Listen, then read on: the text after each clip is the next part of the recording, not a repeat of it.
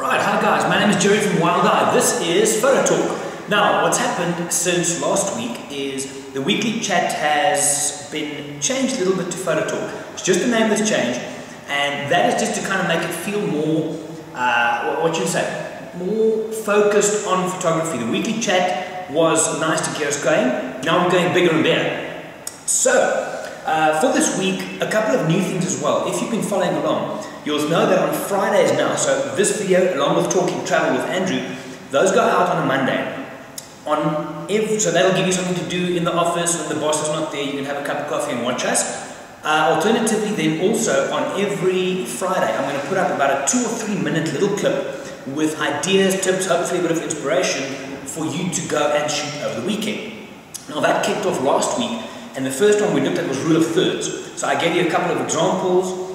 Visually, it's always easy to learn visually, and what I've asked is for you to send me some of those images back. And I've gotten some fantastic, from macro to black shoulder kites, whole through back. I'm going to stick those on the next week. I will start off with those, so we'll recap the previous week, and then we'll look at the new stuff, so you've got something to go and play with over the weekend. Now, for today, I wanted to look at one of the questions we discussed last week, and that's with regards to post-processing, because I think of the whole digital photography movement, the whole thing that everybody's doing now, that remains one of the most asked questions. I've got these images, now what? So I've got an email here from Lee Hayden, and the question was, and I'm going to do a full tutorial on this now, was that he took a picture of a wild boar doing like a yawn or a grin or something, but the subject is quite dark as well as the background, and the question was how to use Lightroom to make that subject pop out. I got the original raw file from Lee, and this tutorial coming up now is about 5 minutes worth using only Lightroom of how you can take a subject using selective dodging and burning or lightening and darkening, also a little bit of sharpness to make your subject pop. Here we go.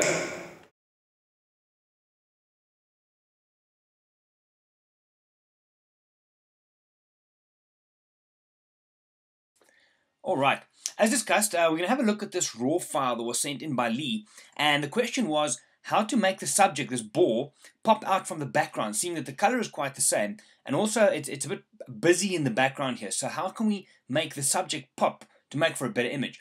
So, as a quick run through, I'm going to start off first, just a little bit of a crop here.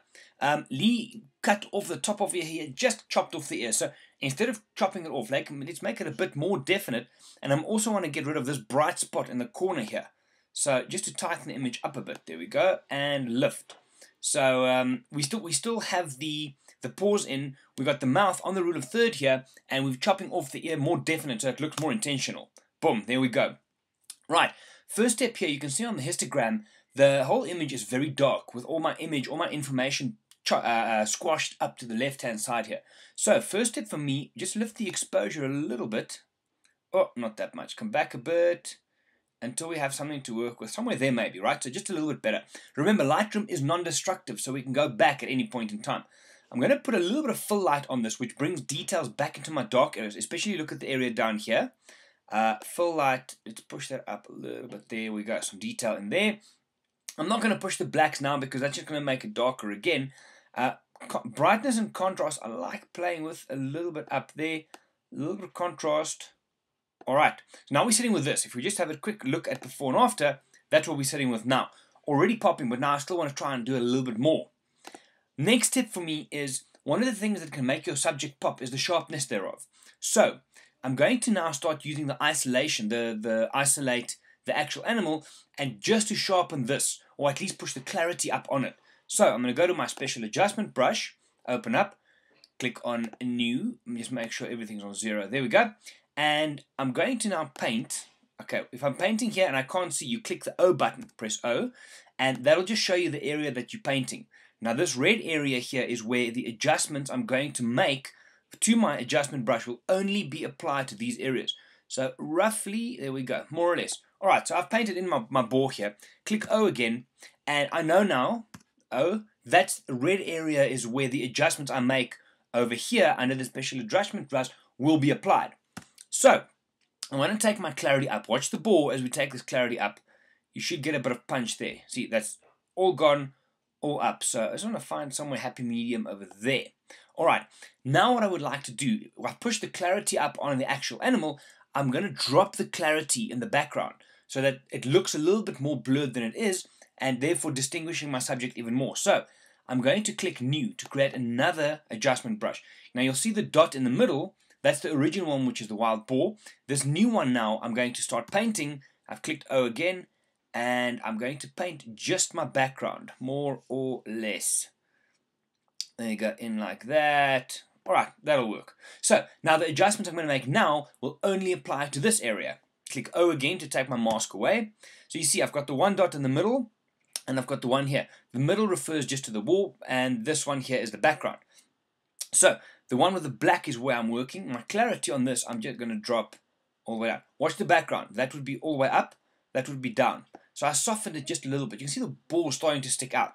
Right, those are my two local adjustments. I'm going to click Done. Let's have a look before and after where we're at by clicking, not that. There we go. All right, we're getting there already. Now, the last thing I'm going to do here to pop this thing a little bit is I'm going to scroll down to Effects, down at the bottom here, click on there, and this opens my post-crop vignetting. So I'm going to put a dark vignette around, kind of focusing my eyes and my viewer's gaze to the center area here.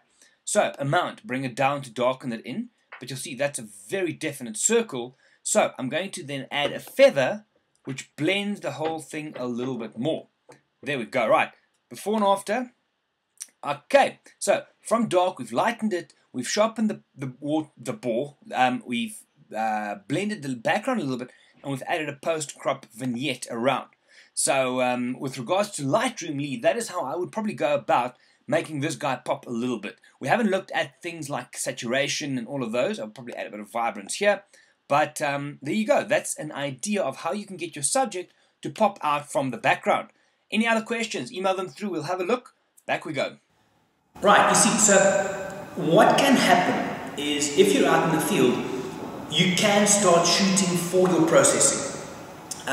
People still think Photoshop is the devil and you cannot do it, you shouldn't do it. You have to, you must. Even if it's just a little bit of selective sharpening, some selective saturation and stuff like that, you have to lift your images that little bit.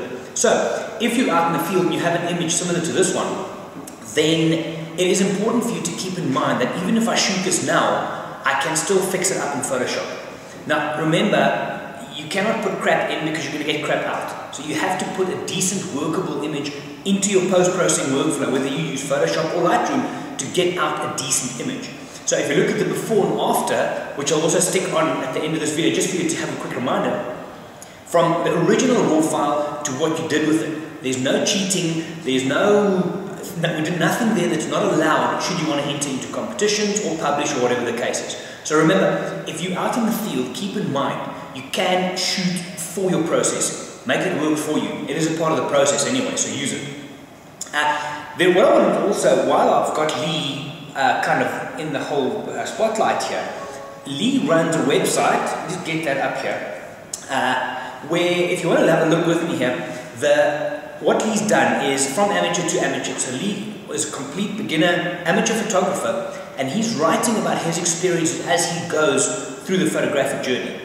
So just to look at some of the blog posts, exposure, depth of field, you'll see the raw conversion of the wild boars also in there. I think it's great that someone is so passionate about the craft that they put themselves out there. It's not an easy thing to put your own work out there. So for Lee to go and to not only share images, but to share the experience and the journey of working through photography, that's a great thing. So pop into that there. I'll put the web address on there as well. Pop in, give him your support, because that's what it's about. It's about learning, sharing, and doing the whole community thing. Okay. Other news for now is the Facebook page. Wildlife Facebook page has been running quite nicely. So if you go and pop over there now, it's facebook.com/wildeyesa, all one word. You're going to see we've just uploaded the new wallpapers for this month. Now normally there's only 3. This month, because we feel nice, we've given you 6. So they're in different sizes, all fantastic wildlife and nature images from the Wild Eye team. That's myself, Jono, and Andrew. So that's for free. Please feel to share them with friends, family, share the link, share the page. as of next month, so that would be October, November, we will be putting those up on the Wild Eye website.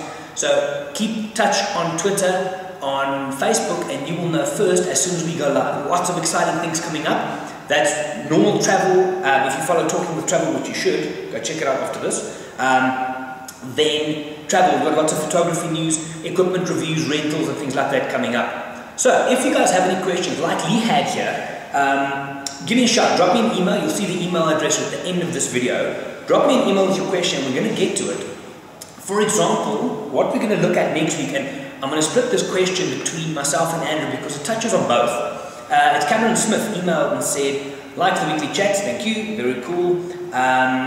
They're spending Christmas on a photo tour safari through Rwanda and Uganda, very nice. And the first question had to do with anybody knows of a camera rental place in Rwanda.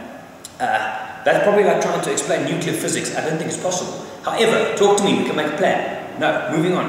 The second question had to do with Cameron's packing. He's now already packed all the gear and camera tech stuff. But now it goes on further. When you start traveling to safari and photographic destinations, what do you take?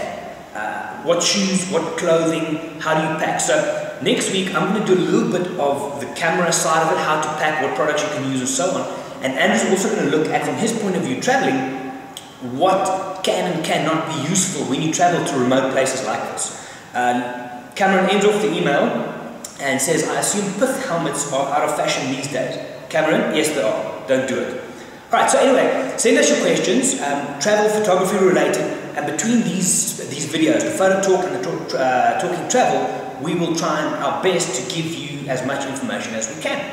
Right.